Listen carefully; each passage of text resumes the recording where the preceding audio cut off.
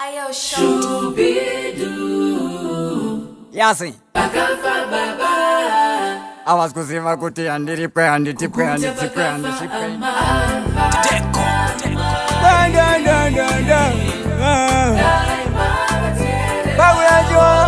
Yasi Pesa ningura mani tema tema tema Aiwa mana mari Ningori shirikadzi nherera Saimwari mai kwanza mai toma munditera Aiwa mana mari Ningori shirikadzi nherera Saimwari mai kwanza mai toma munditera Ningori shirikadzi nherera Tena utatenda kutena tena tena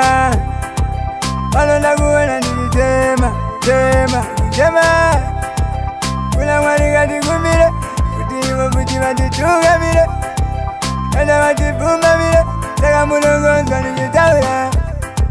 50 kilomita pakumanya manya pakumanya iwe Asi kuna mwari chitenda tenda nekutema 50 kilomita pakumanya manya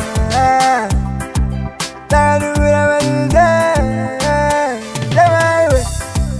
Aiwa mana mari Ningori shirikadzi nherera Saimwari mai kwanza mai toma munditera Aiwa mana mari Ningori shirikadzi nherera Saimwari mai kwanza mai toma munditera Aiwa mana mari Ningori shirikadzi nherera Saimwari mai kwanza mai toma munditera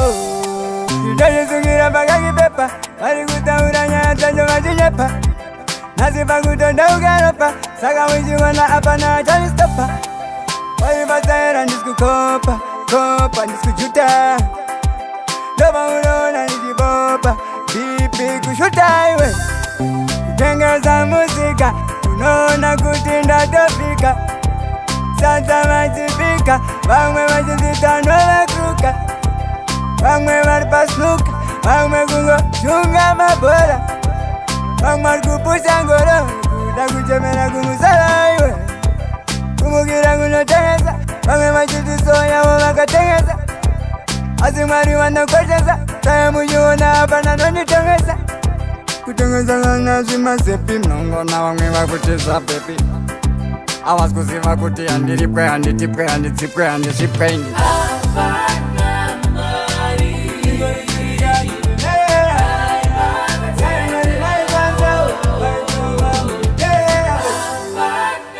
Mari